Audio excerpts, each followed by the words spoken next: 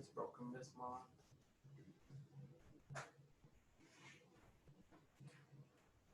The do units broken this mod?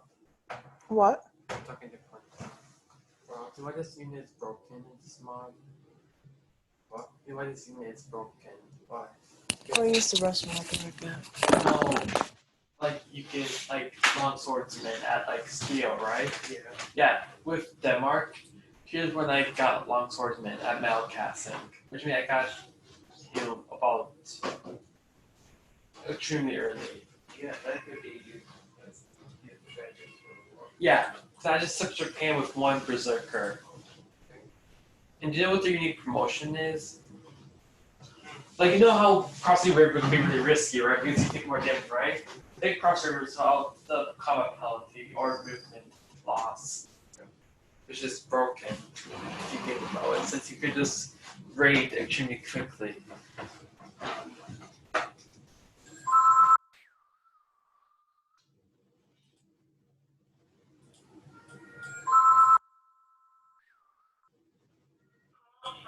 Unavailable. Call from unavailable. Call from unavailable. You do dishes.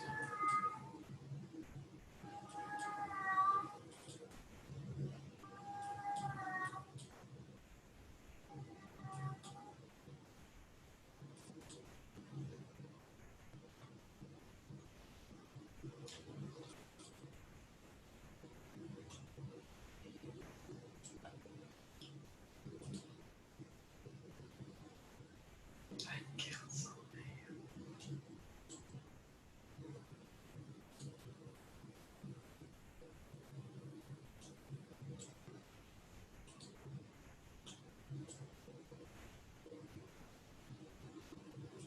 The speed I could attack at is terrifying.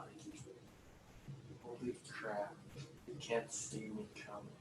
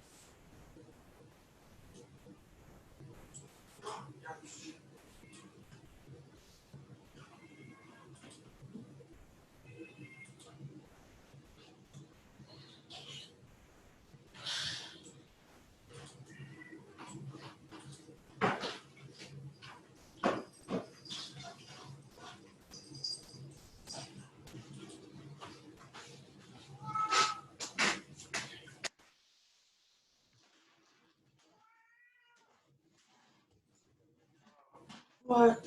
What's the difference between a manual and an automatic car? A manual is one that you have to actually shift gears.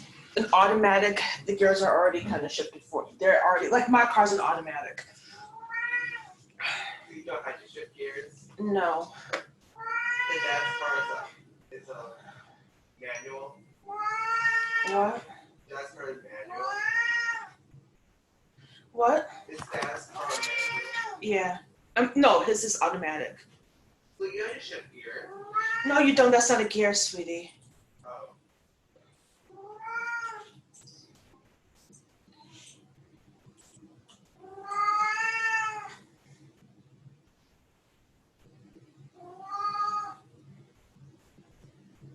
Could someone get the cat?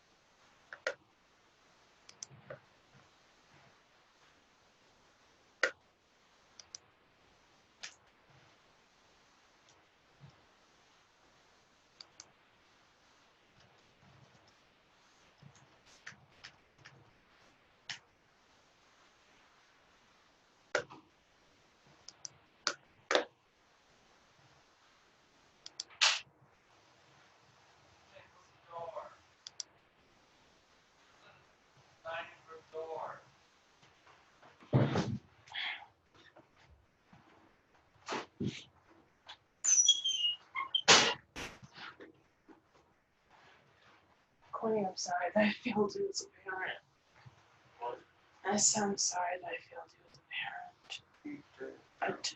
I feel that way. I'm not protecting from those one of the worst people that, I mean, I should protect you from your father I should protect you from Emily. So you're saying I should not talk? No, I'm not saying that, but he's not a person who protects people.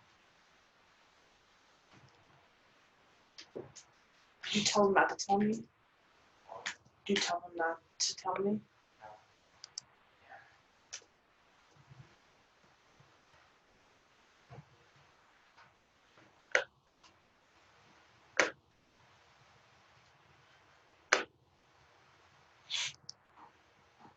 Well, I think in permits, I can carry that around as a ID. What?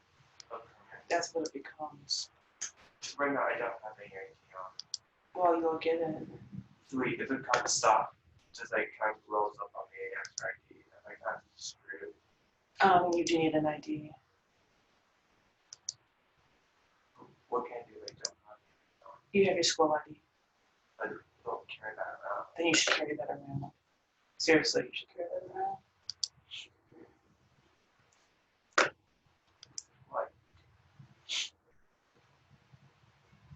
Luckily, you don't have ID on you. They can detain you because it's actually a legal document. Like if I drive not have my ID on me, or if I'm walking, they could detain me because I can't prove who I am.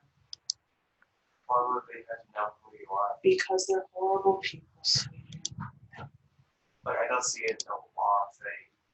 Yeah. Well, they don't. I mean, the thing is, police officers don't necessarily act within the law.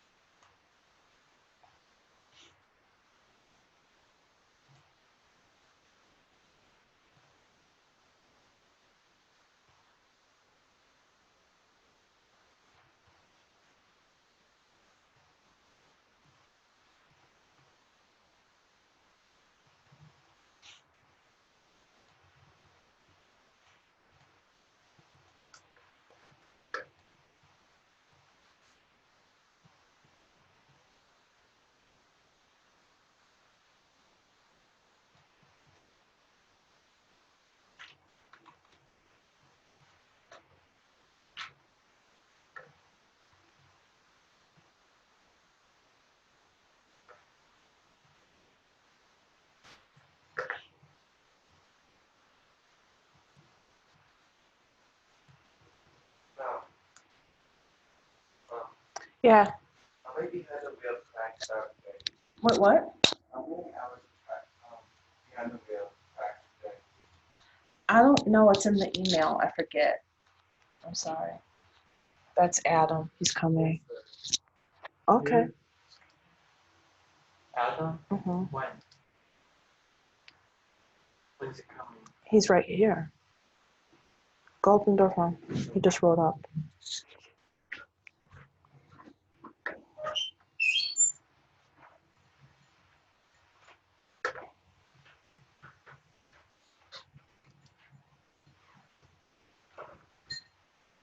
Door. Hmm? Door hasn't been opened. Thank you.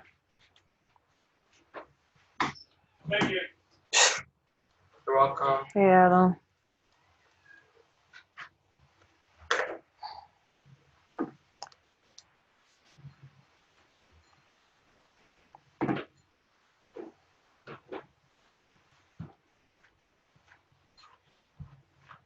Not sure. What's up? Still trying to get an idea what happened because my phone just straight up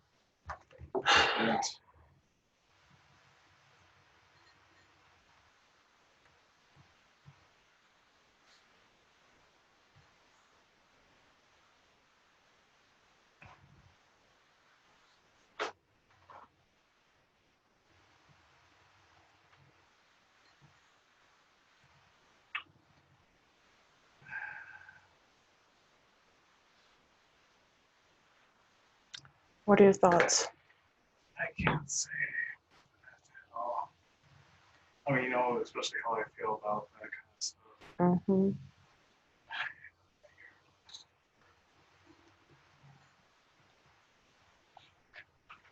Can you talk to Quinn? Me, Quinn, and I talked, but I want you to talk to Quinn too. Yeah, definitely.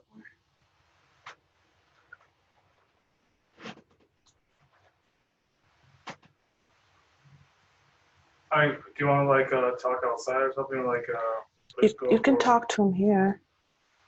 I mean, I know you just have a meeting soon, so I don't want to be like in the middle of talk.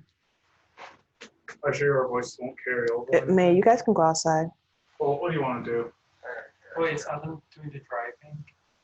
What? What's happening? I'm just talking to Quinn. Oh,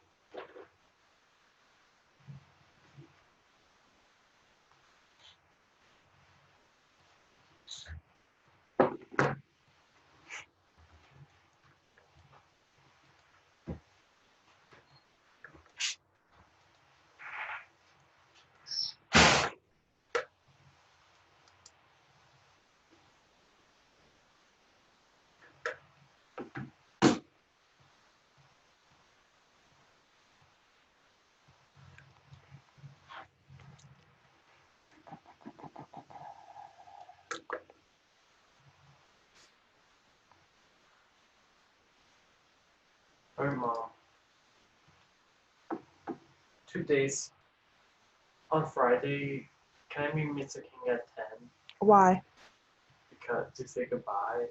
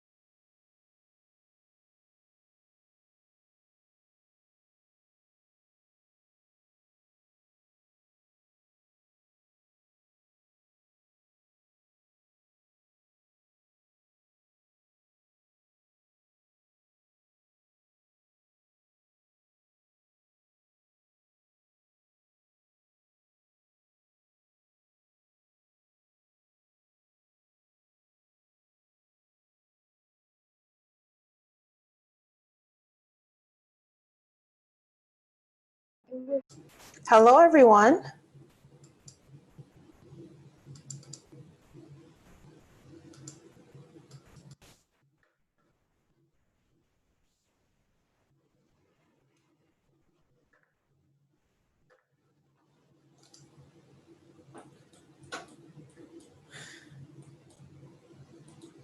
So we'll get started in about 1 minute.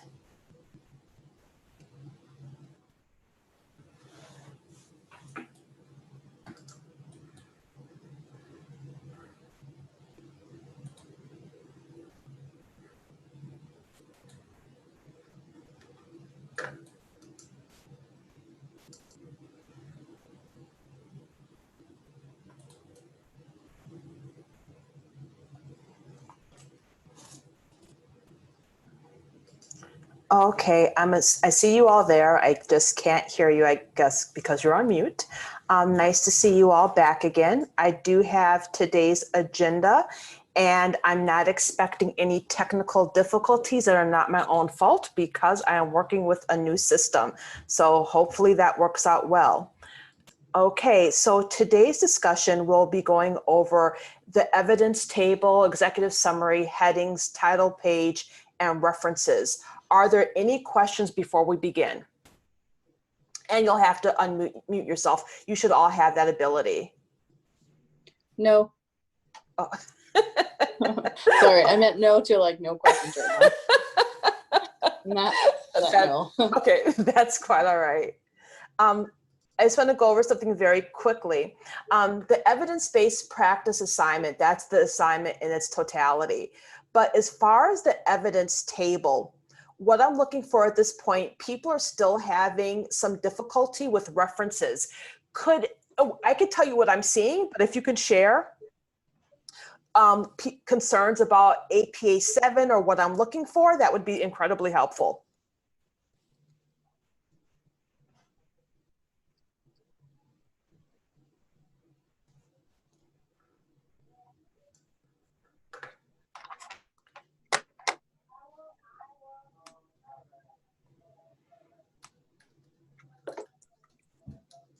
So what I will do,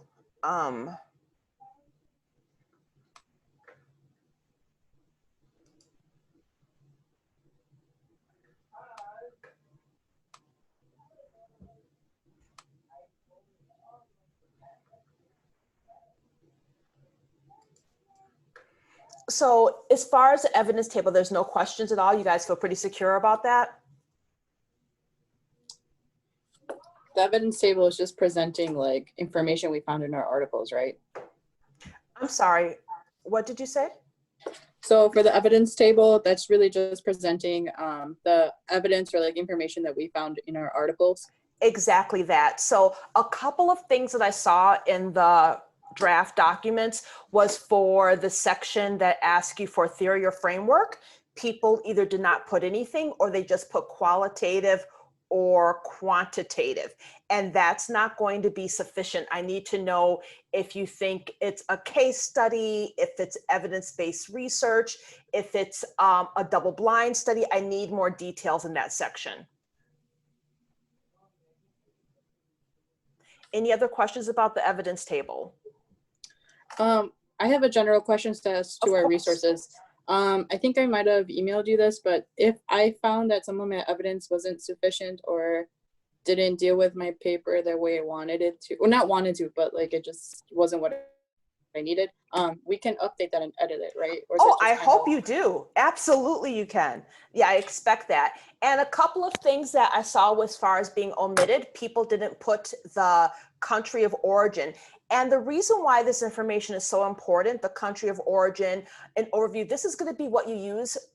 If you take this research forward, you're going to use this to build your body of evidence. So you don't want it to be deficient. So really my only goal in this class is to make sure you have an initial inquiry that you can build upon. So one of the reasons why I deleted some of the assignments or a lot of the assignments is because it did not meet my end goal. This is a research class. It's really to give you the foundation of what research is, what evidence-based research is, and to identify qualitative and quantitative type studies. So you can just be aware when you're doing an analysis of your literature.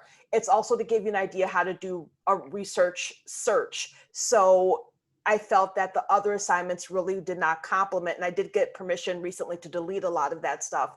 So I really want this to be your end goal. That's why I'm being so particular about APA 7, because that's what you're going to be using moving forward. And if you don't have a firm grasp on that, it's going to cause problems later on. Any other questions about the evidence table? So again, going to the omissions, what I saw is that people were missing the country of origin, which just put it beneath your citation. The citation has to be in APA format. So what I saw very often is that after the third author, there were ellipses and then nothing. It still has to be the author, the date, the name of the article, the source, whether that be an internet source, whether that be a journal, and how you obtain that, and what the country of origin will be a part of the evidence table. The other part of theoretical research, again, I saw that people either didn't put anything or they put qualitative or quantitative. The other issue was under the appraisal. People gave really good appraisals, but they didn't include both weaknesses and strengths, or they only included weaknesses for some, or they didn't include, or they gave their opinion. You're looking at this very objectively. So we're avoiding I statements. You're using your newfound knowledge in this area to really identify what the strengths and weaknesses of the article are. And what's really great with some articles, they will list them for you. So if they don't, you can pick those apart when you actually read the research. Any questions about that? But as far as population and all of those other categories, you all did a really fantastic job on that. Okay, moving to the executive summary. So there's some people who did such a great job, they do not have to do anything further with the executive summary. The things that were missing were, I think a lot of people did this, was just a title page. So the title page wasn't there. And so there's a very specific title page for APA 7. What you need to do, and I'll actually pull up one for you if you give me a moment.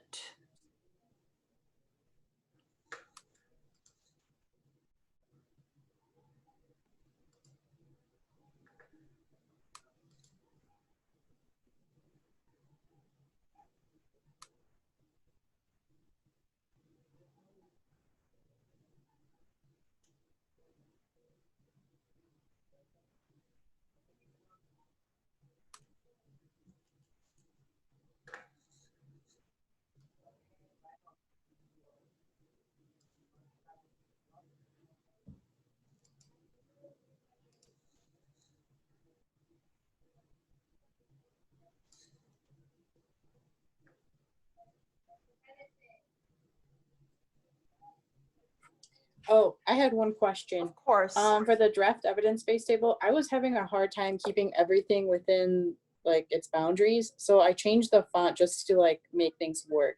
And that is perfectly fine. But what I found is that people had a font in one area, in a different font in another. They had 12-point font so it was kind of discombobulating to read. But as far as a different font, knock yourselves out. That does not matter to me. So I am going to share the screen. We'll see if this works. Okay.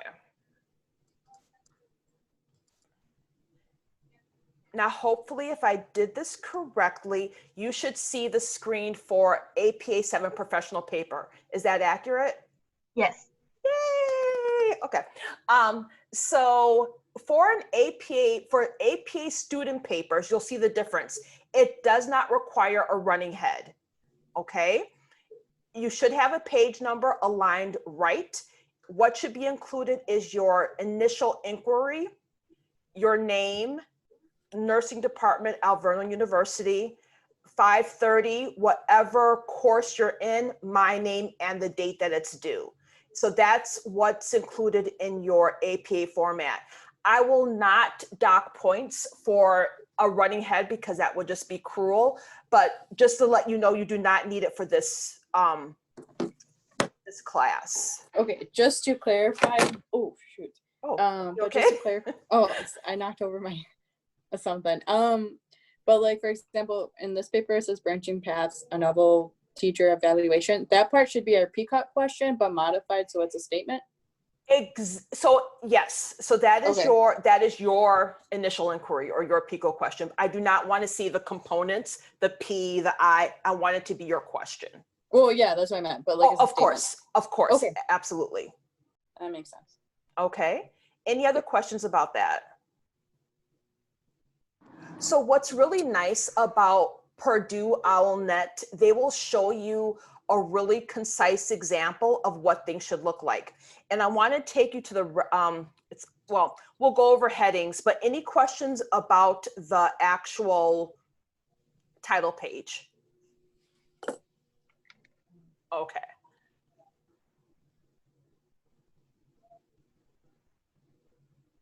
So I'll go to the reference list basic rules.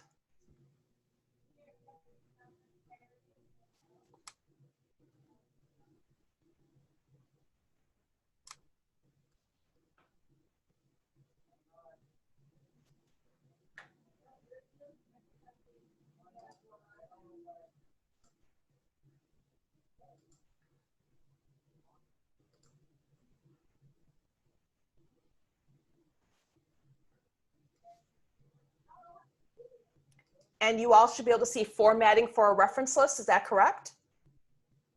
Mm-hmm. Okay. So essentially, it shouldn't say works cited. It should not say works. It should not say references to the left. Your references are aligned center. And so what has been occurring is that people, for the references, they will capitalize the journal, the article title, and they will then capitalize the journal title or the book title. So as far as the journal title is concerned, you only capitalize the first word of titles and subtitles of your journal articles. Does that make sense?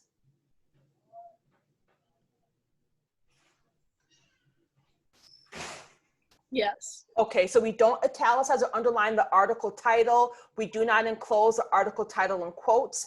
You just need to make sure that things are capitalized appropriately. The other part of that, after the author's names, you don't want to include more than the year of publication. I see people putting the full date. That would not be what we're looking for. Does that make sense? So all of those instructions, and so you can actually go to this site and you can look up references for authors, an author list.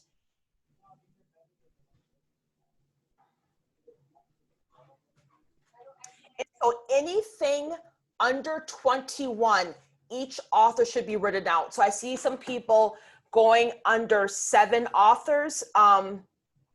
Anything under 19, I apologize, should be written out. Does that make sense? So after you write 19, if let's say you have 25 authors, you write 19 of them, and then you write an ellipsis in the place of the other authors. So it should look like this.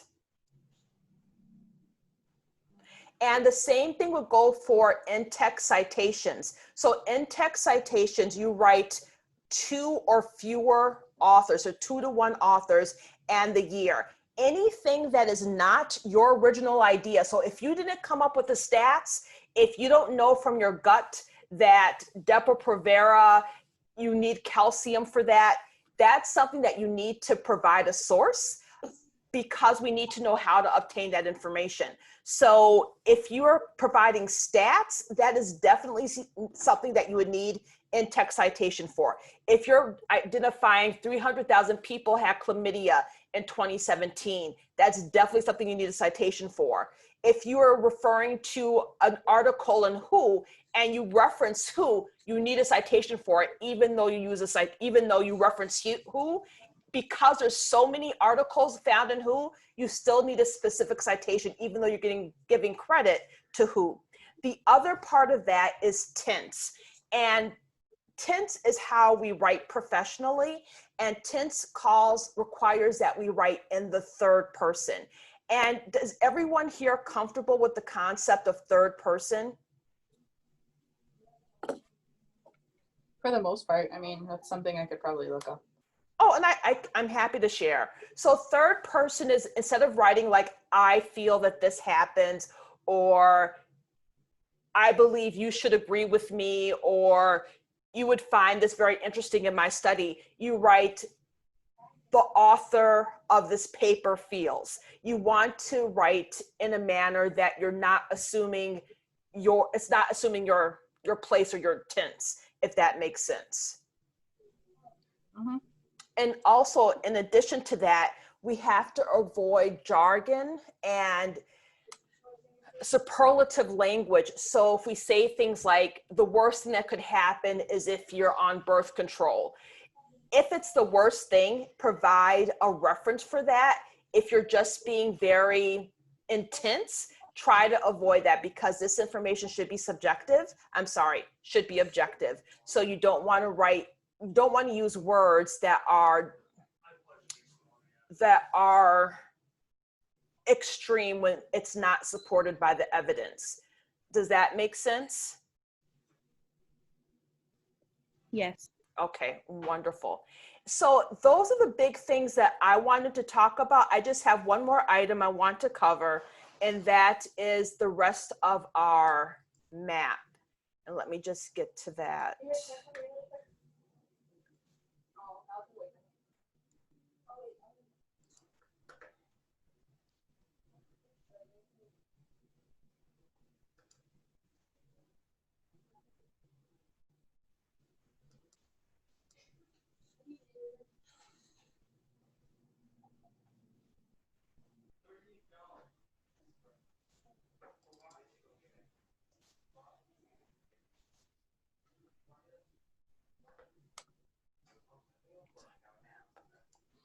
Okay, so the assignment map, I've received a couple of questions about this. You have a new assignment, Bryn Brown, and it has a due date for the responses. That is an optional response. If you want to respond, you are more than welcome to. You are encouraged to respond. You do not have to. This is not at all required. So the only thing that's required for this particular forum is your original post. Does that make sense?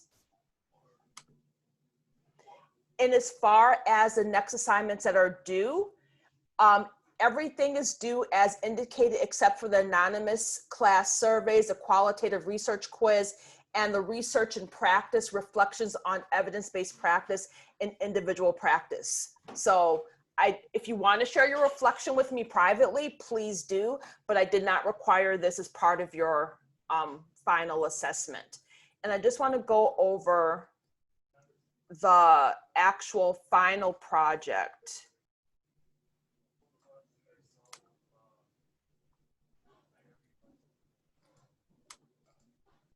Okay. So I want you to look at your rubric. That's how you're going to be graded. You'll get a copy of the rubric in your final assessment. But essentially, it's only a 5-page PowerPoint, not including your title page or your references. And so what I want is your initial inquiry being explored. If you can do a updated infographic, I know that some people put it in a different format that's hard to retrieve. If you can get a little image of that, that's great. If you cannot, if you can include some sort of basic overview of what your talking points were, that would be great. The other part should be the conceptual foundation of the inquiry. What is your framework? What is your model or theory? So if it's a quantitative study, identify what type of quantitative study. If you hope for it to be a qualitative study, identify that. Also write down just basic key results from your evidence review. So it doesn't have to be exhaustive, but things that you're like, that would be interesting to share. And then finally, you're writing down your conclusion. It is not, I don't want it to be something exhaustive. I don't want it to be something that stresses you out. You should already have all of this information. Any questions about that? Yeah, Sure. I do have a question about the conceptual model. I wanted you to highlight or give me an idea in terms of on what it's like the conceptual model. So the conceptual model is the same thing as your theory or framework. Sometimes it could be an ecological model. It can be a phenomenological model. So I sent you all different types of qualitative and quantitative studies. If you feel that your study is more qualitative, there are several models that fit under that. That's what you would do. That's how you would identify your study.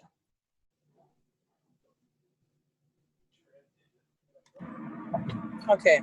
Okay. So if you feel that your study will be more research-based and you're going to look for samples and do random selection, that would be a quantitative study. And it would probably be a random sampleization. That's what you would identify as your study. That would be the required answer. Again, I'm not looking for a paragraph. I'm not even looking for 2 sentences. It's just what your theory is and why is it under that framework. Does that make sense? Yes, thank you. Okay, you're very welcome. Any other questions? I do have a question. Of course. For the presentation, do we have to record talking points at all with the presentation? So I will say this, if your presentation, let's say you have talking points underneath where it says, I think, notes, if that is self-explanatory, I don't need you to record. But if your presentation is not self-explanatory, if notes doesn't work and you need an explanation, I would recommend that. I think it's safer to provide an explanation because if it's not there and if it's not in the actual recording, then that would be problematic. So I would work on the assumption that to do more rather than less, but it's not required as long as I get the information that I need from your presentation. Okay, thank you. I just want to add that the point of a PowerPoint shouldn't be self-explanatory. You don't want to overwhelm a person with a lot of data on one page. So that's why talking points or a voiceover is usually required, because you don't want a lot of information overwhelming the audience.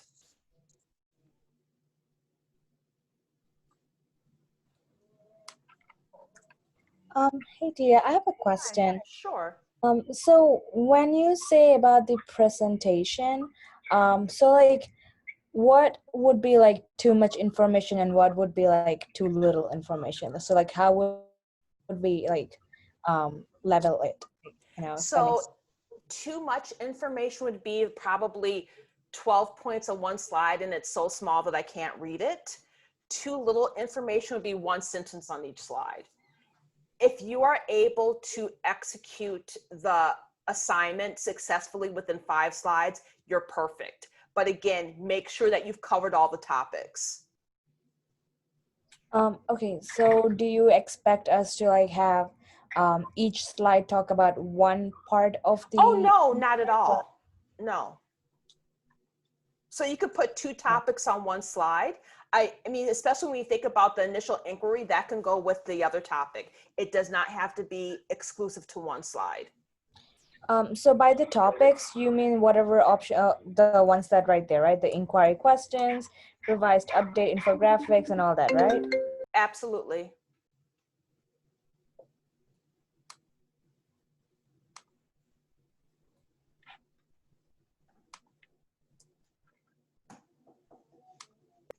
Thank you, dear. What would be really good together is a statement and the conclusion.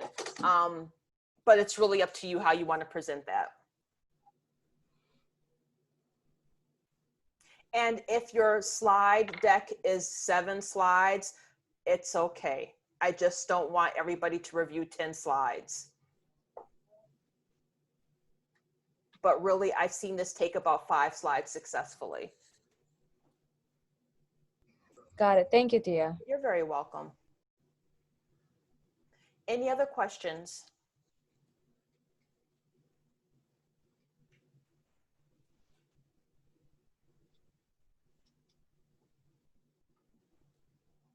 Are you all comfortable with your headers for your executive summary, what I'm looking for there?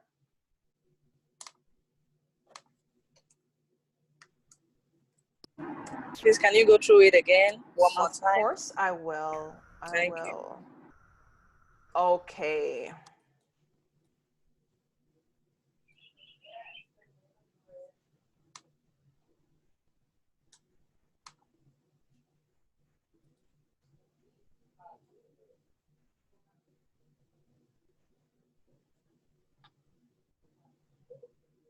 All right, here we are. Okay, the paper will include the following: a PICO question. And so that can be, so it's as brief as this. You are opening, your header should be PICO question, and then you're writing down what your question was. Okay, that's all I need for that.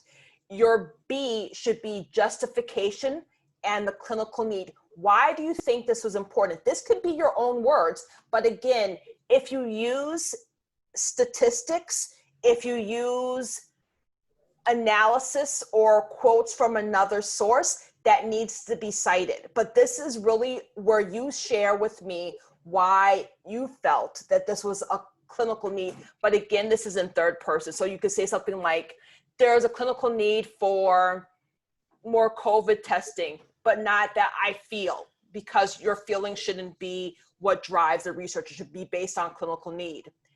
Part C is a preliminary background reading. That's where the bulk of the citations are. So what you're doing is you're doing an analysis of the literature.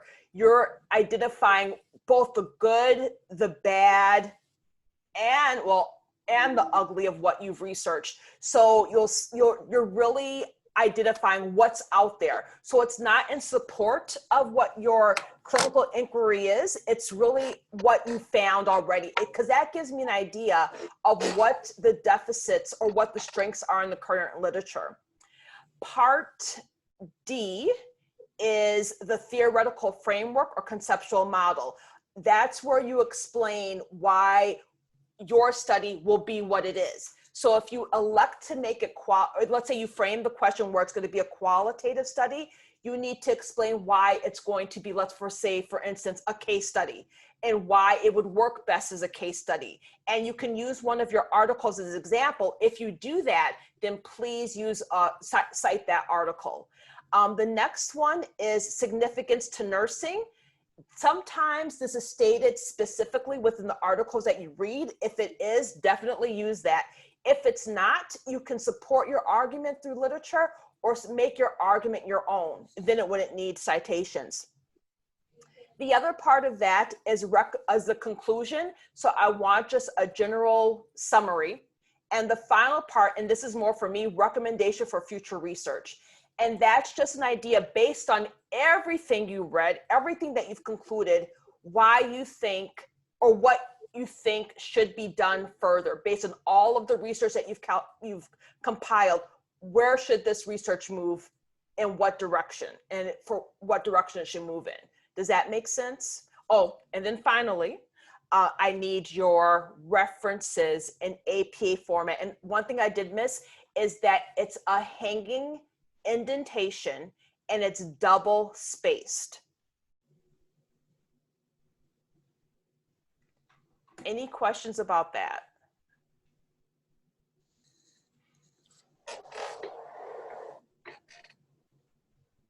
Hi, Tia, I've got a question. Of course.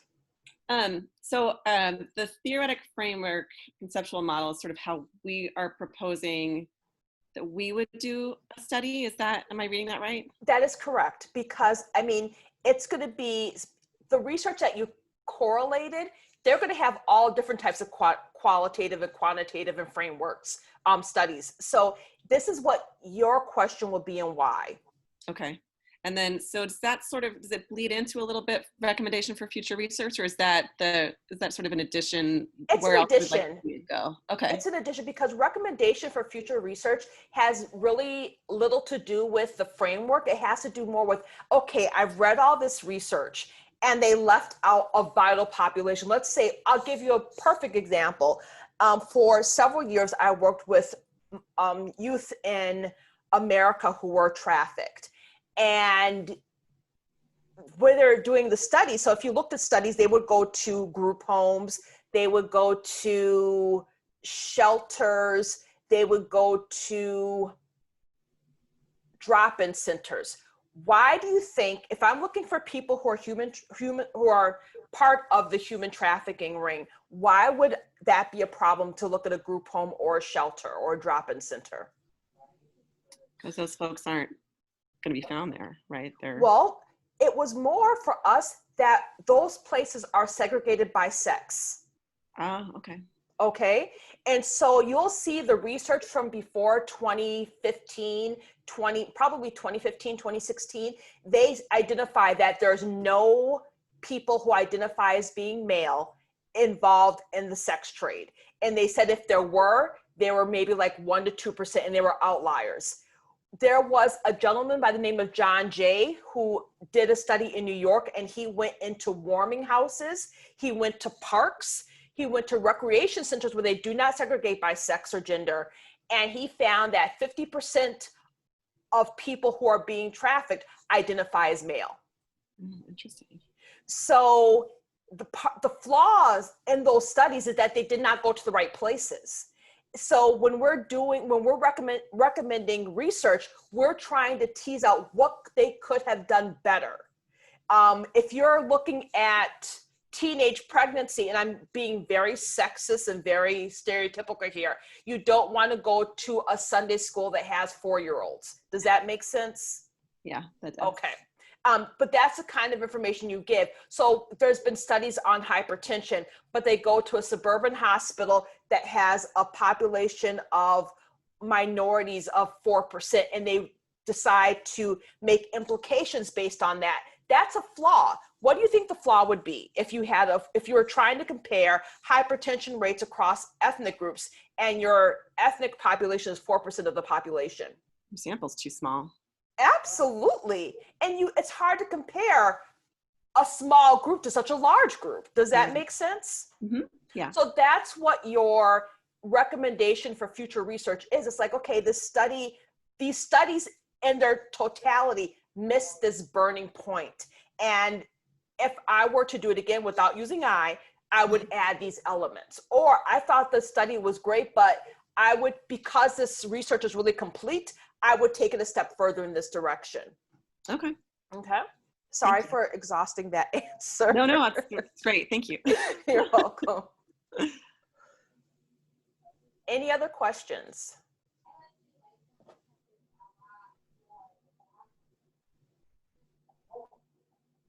Yeah, I have one more question. Of course. So as for the paper, are we writing that in first person or third person? You're writing that in third person. I do not want to see an I or a you or a we or an us. Okay. So we can't even say, so like as nurses, we are supposed to blah, blah, blah. No. Okay. You can say something like, in the nursing profession, it is important to do something. But again, this is supposed to be objective, so you don't want to personify it. Okay, gotcha. Okay, thank you. Yep, thank you.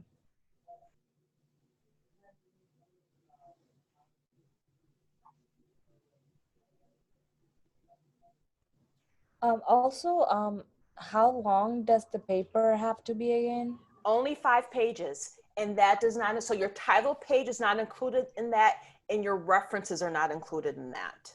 Okay. But okay, also while we're doing the paper, do you need like subtitles, like subheadings? Yes. Okay. And do we like, how do we write the subheadings? Like, does that So let me see if I can get back to there without causing major trauma. Sure. Do, do, do, do, do, do, do.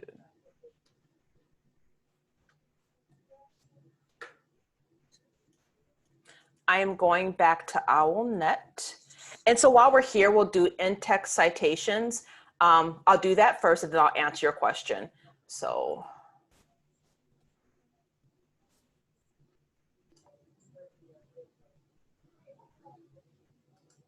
Okay. So you should see on the screen APA Citation Basics. So a couple of things. When you cite an article, it's not quoting directly. That requires a different level of attention to your citation.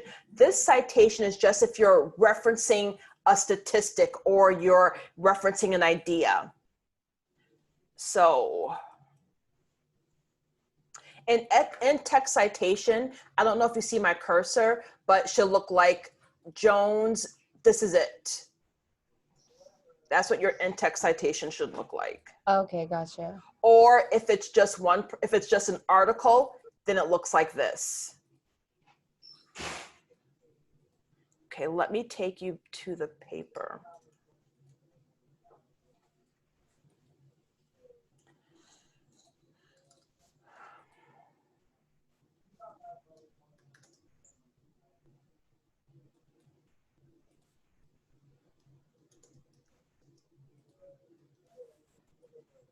And what's so lovely about Purdue is that you could find just about everything, but when you want to get to specifics, it's definitely worth investing in the textbook.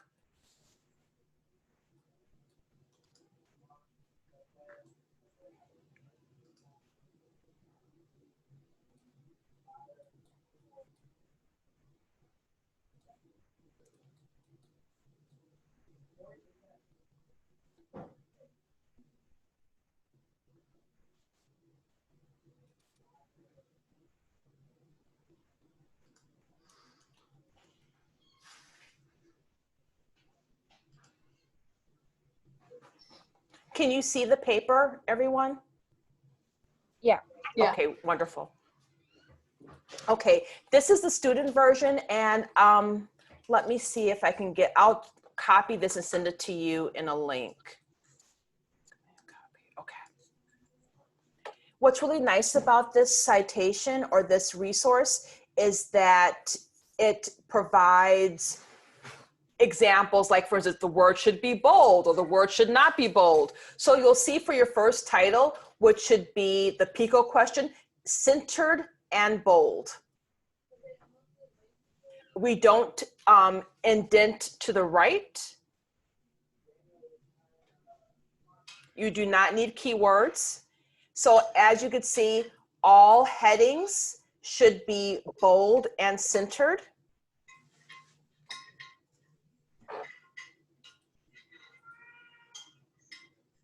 So I'm sure you're wondering what happens if there is a subtitle to that.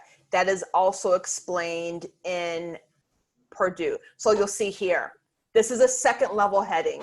This is a third level heading. So your second level heading is also bold, but it's aligned left, not. So let's say within your review of the literature, you want to highlight studies that first are really well done. Then that would be left aligned. And then you want to identify studies that are poorly done. That would be left aligned. And if you want to provide a summary of that, that could be italicized in bold, and that would be your third level. Does that all make sense? Yep. Yes. So let me copy this.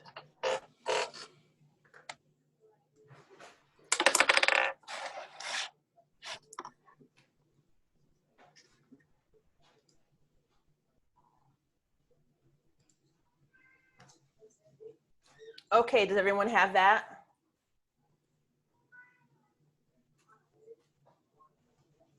Yes, I got it. Okay, wonderful. Any other questions? This recording will be available on Moodle, correct? Yes, Yes, it will be available on Moodle. Okay, thank you. You're welcome. And back to the in-text citation, suppose you have more than one authors, do you only put one or? I want you to put let's say that all of the research agrees that nursing is awesome. You would list all the in-text, you would list all the authors that agree with that assumption. And that's available on Purdue as well. Okay, thank you. You're welcome.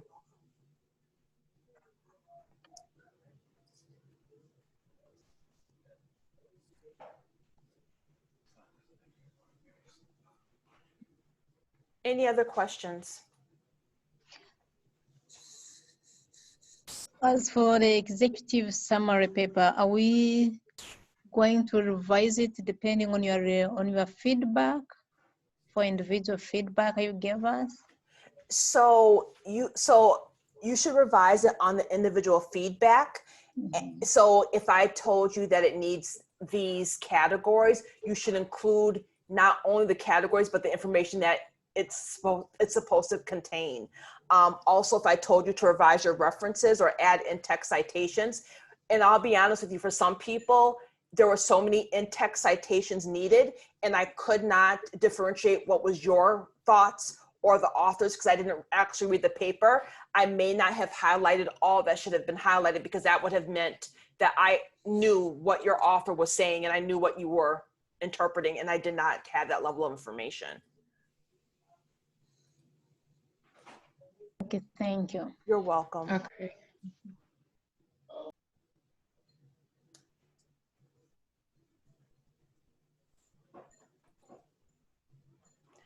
Any other questions?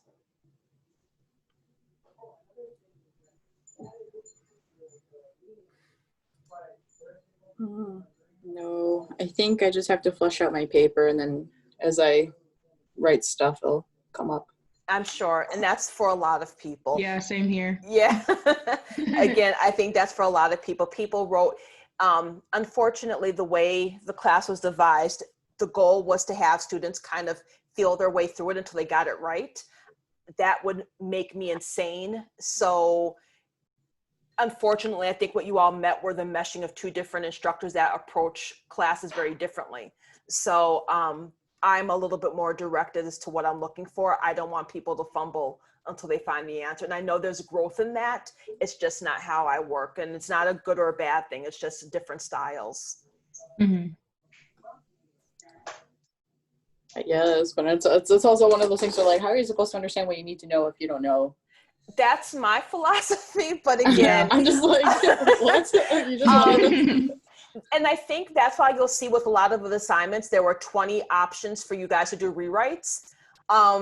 That's not how I do things. And because this class has 80 students, I don't know if that would be physically possible. So it's just, again, I like to tell people specifically what to expect, and then they respond to that. And that way there should be less confusion.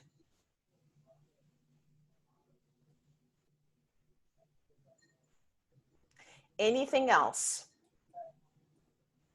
When is the final draft of this due? The final draft, let me see, it's up here somewhere.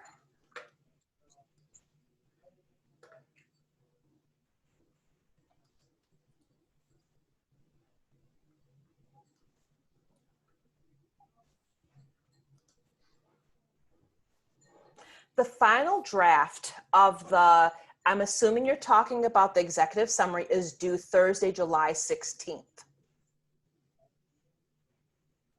Okay, thank you. Oh, you're very welcome. And people who are missing one assignment or more, my goal is to get progress notes or progress reports out by this weekend. It does not mean, and I'll stress, it does not mean that you're failing. It means that you are missing one assignment or more. That is it. So if you don't receive a progress code from me, then you are perfectly fine.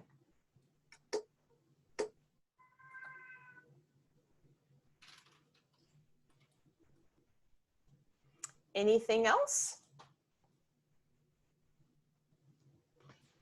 Nope, that looks like that's all the questions I can think of. Well, thank you. And so next week, amazingly, will be the last Zoom session, and we'll have, after next week will be our last week of class. So we wrap up on the 21st. So thank you all for your patience and your hard work. It's been a busy summer. So, and I know you all have classes that are, you've been very busy. So thank you. Thank you all for just sticking it out. I mean, you've been incredible, especially considering this is one of the craziest years I've ever lived. So Yeah. for so many, and I had 50 years of experience with that, and I just can't believe that this year is this year and it's still going on. So again, thank you for sticking it out and, you know, being mostly, I would say, positive 99.9% of the time. You all are incredible. So thank you so much for that. Well, thank you for working with us. Oh, it's my pleasure. I wish that I could have seen you all regularly because I love this class. And it's not the way I like to teach it because this really requires interaction. I can show you what a reference looks like and we could have worked through that. And I really like for this class, when I teach it in person, I actually have you and your peers do a lot of work together and just developing questions. So all of those assignments were done in class and you worked together. And so you got immediate feedback and there was a lot less floundering because we're already working together. So you did really well for doing it on your own. Yeah, thanks. No, you guys are really incredible. I'm so impressed by each of you. So thank you so much for that. Thank you. Okay. You're welcome. All right. I'm going to stay on until about 8 if you guys want to hang out and ask questions. I know you all have lives, so of course that's not required. Okay. Okay. Thank you. Oh, you're welcome. Thank you. You're welcome.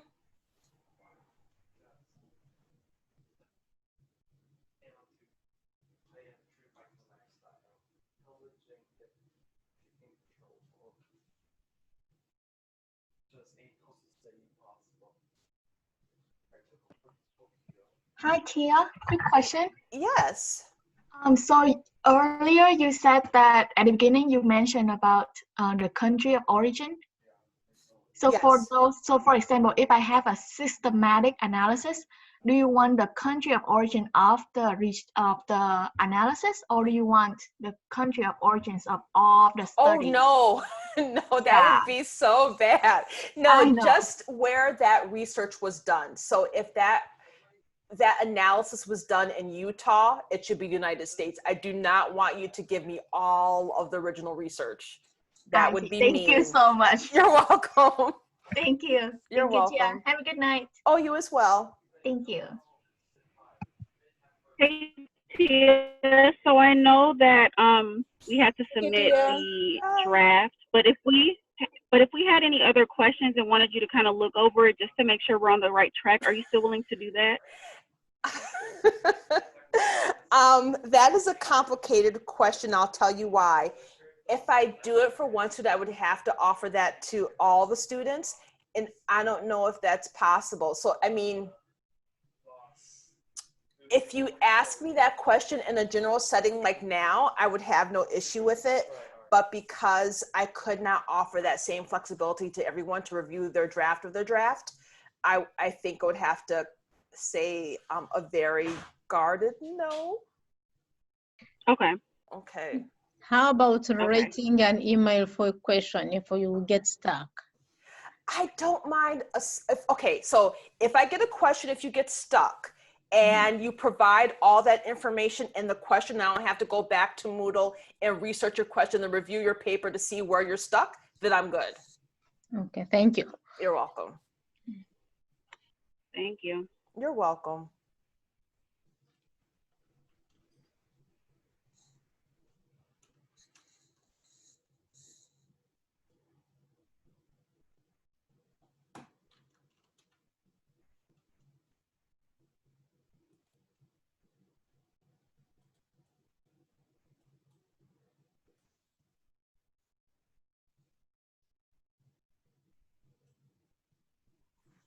Dr. Medley.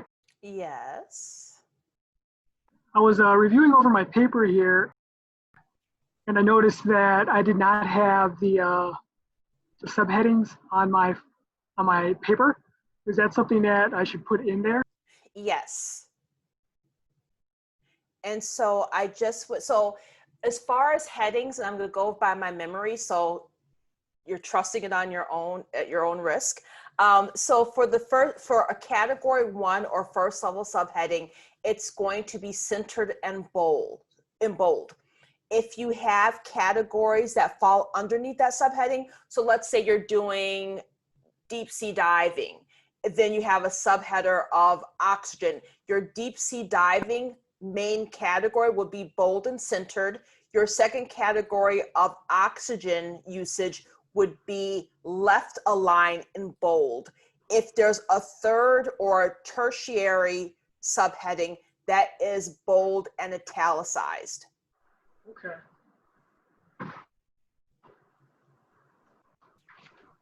All right. That'll do. Thank you. You're very welcome.